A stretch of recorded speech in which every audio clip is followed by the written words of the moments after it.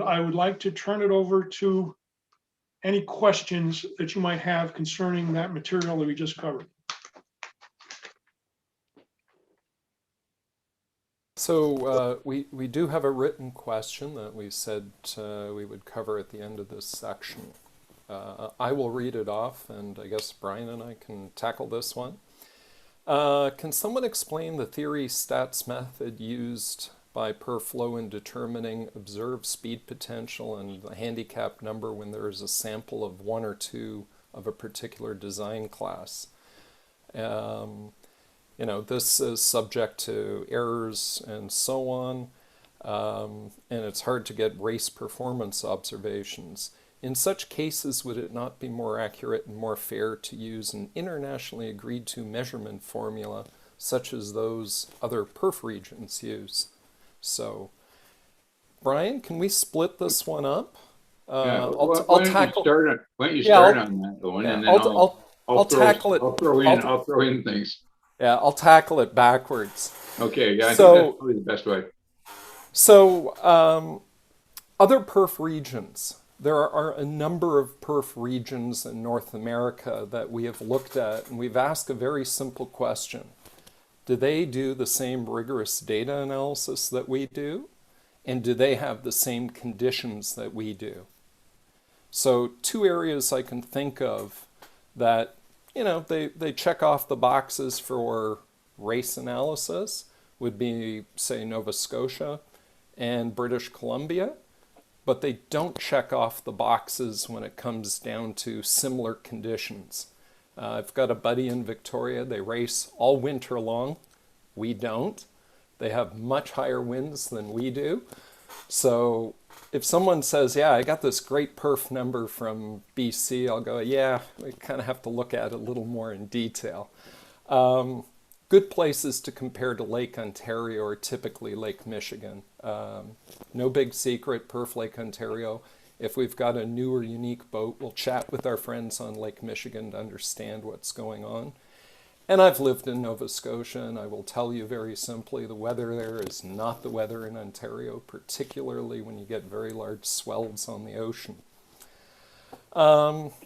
Little known fact, I have been a stats TA a few times at the graduate level. You probably don't ever want to talk about that.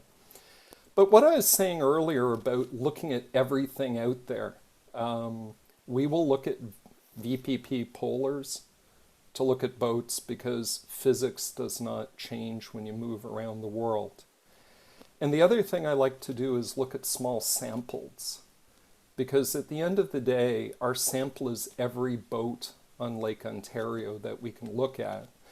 And we know very well that a boat that has the same general dimensions, the same general weights, waterline length, shape of a boat, sail area, is not going to perform radically different from someone else. And we deal with a lot of what I call statistical anomalies to begin with. I swear that every time I go racing, the horn goes that I've crossed the line when my body at the back of the boat steering is crosses that finish line versus most of my competitors where, I don't know, it's their bowsprit or something. So our race committees provide a bit of error in everything. So what we use when we have, yeah, I know Bill's laughing at that. What we tend to use is we use our best judgment, all of the information available. We talk to handicappers. A couple of years ago, and I saw one of the participants sold his boat to someone else.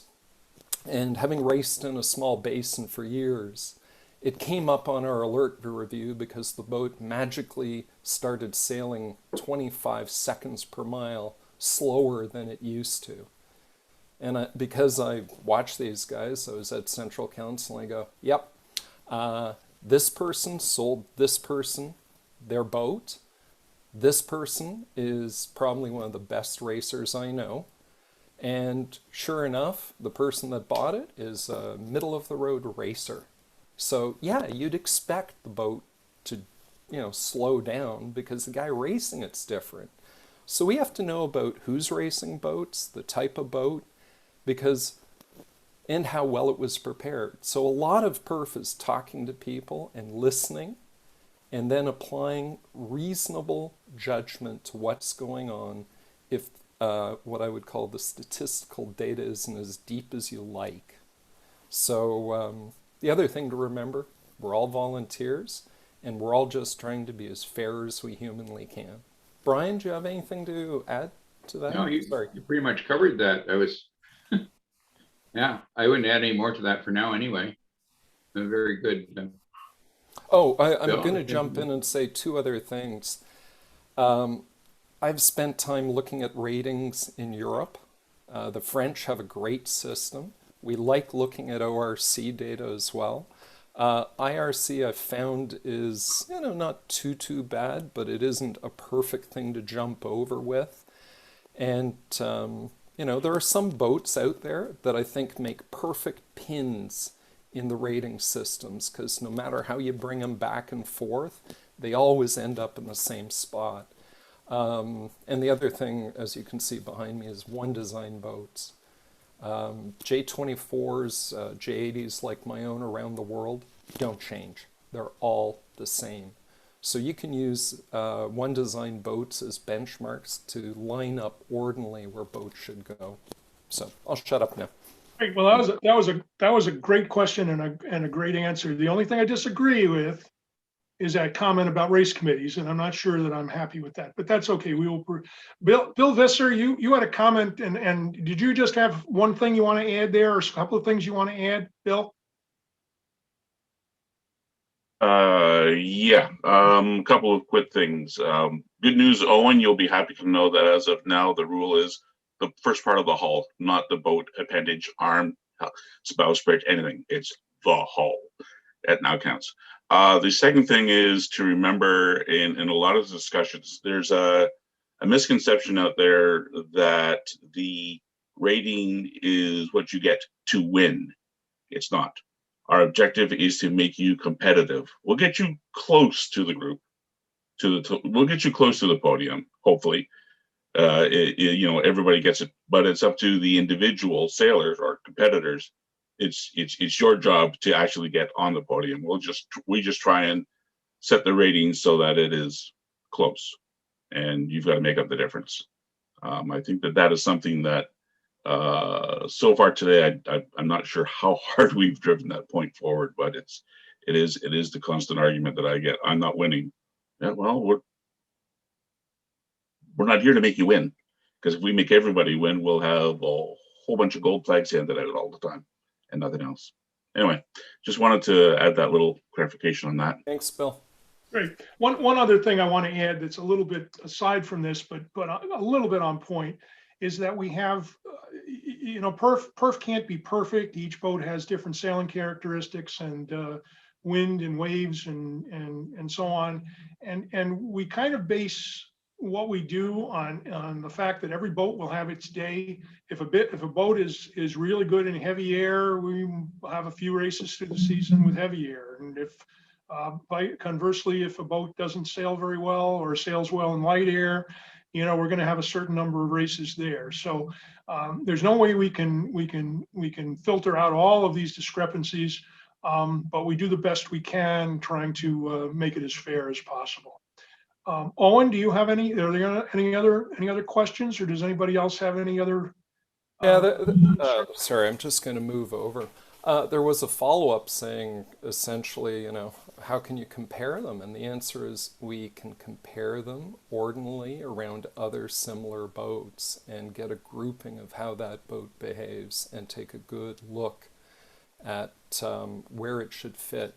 And as Bill Visser had said, you're not going to win every damn race. Every boat, and I'm going to say this because I've had a sports boat for, somebody just asked. Sports boats, I actually take a very different look at on how they're rated and how they're performed, because a lot of people will say they're two-speed boats. We look at boats that between 5 and 20 knots of wind. Sport boats should probably be a little tighter. it's really an issue of, we set our rating at an average wind speed. So if you have a sports boat and it's, you live in a very light air area and you never get onto a plane when you put up your 700 square foot spinnaker, you're not going to win those races. But anytime you have a day when it's blowing 15 knots, you're planing past every displacement boat in the fleet, you'll probably win. So the thing to remember is we come up with an average performance of a physical vessel. We're not there to rate racers. We look at how racers behave and perform because we can take a look at them for years. You know very well who in your club is the best racer, and ratings are not set up to make them win more or you win less. They're there to rate a boat. So that's our objective, and we do what we can with the information we have on hand. And at the end of the day, we're all volunteers, and I think we volunteer a heck of a lot of time into trying to be fair about things. And we look at everything that we humanly can look at so that we're reasonable and fair. We had someone come up with a boat rating. So, we've gone to the extent of going to another area of North America, asking one of the people that helped design the boat and fleet and has owned a couple, where should it really sit compared to other boats that are comparable pins that we put into our rating numbers. We want to be as reasonable and fair as we can. And every year that becomes a little more interesting as we get boats that are, designed to be more interesting. We got no foilers on the lake yet, and we're not equipped to rate them right now, but we might be in a few years. So I'll be quiet again. Right. Well, I'll add to that too. The original people who designed the PERF system didn't have to deal with code zeros or asymmetric spinnakers or sport boats for that matter. So as time is going on, we have to adapt to all of those different types of boats. Oh, and I'm just going to jump in for one quick sec. My co-assistant chief handicapper, Adam Farkas, says, we do have a system that is one number, that is simple to implement, and is easy to explain to someone racing a boat versus a system like ORR or ORC, where you have multiple numbers, different course types, and that. We're really trying to get something that's easy to use, and with the easiness to use, some of the accuracy that some people want is going to disappear. And if you really have to know how your boat's going to work to 1/10 of a second, PERF might not be for you. But if you want to go out and have fun with your friends and enjoy yourself, we're here for you. Right. That's a good comment. Thank you, Adam, wherever you are. Any more questions? Are there anything else that we want to follow up in this section? Owen, Allison, any YouTube questions? I have no questions here from the attendees. I have no hands up, so we're all good. Okay, all right. So that's the end of our first section, and we're okay.